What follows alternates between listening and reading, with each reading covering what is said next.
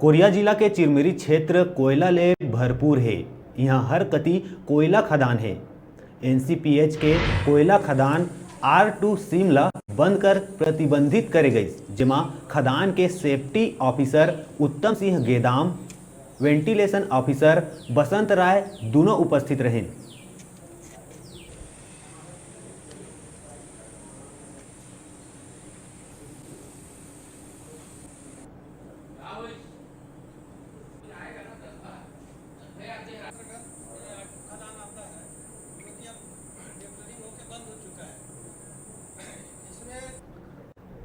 मैं यहाँ पे एनसीपीएच कॉलोनी R6 माइन में सेफ्टी ऑफिसर के पद पे कार्यरत हूँ।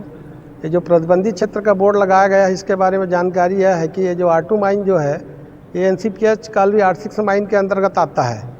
R2 माइन में अब डिप्लेरिंग हो चुका है, इसको सील करने का प्रोसीजर चालू हो चुका है। इसमें बोर्ड लगा दिया गया है। डिप्लेरिंग होने के बाद में यहाँ पे जहरीली गैस फैल जाता है अंदर में, तो इस जहरीली गैस में कोई भी व्यक्ति जाएगा बिना सावधानी लिए हुए तो जा कर के वहाँ पे बेहोश हो जाएगा, जान वगैरह भी जा सकती है।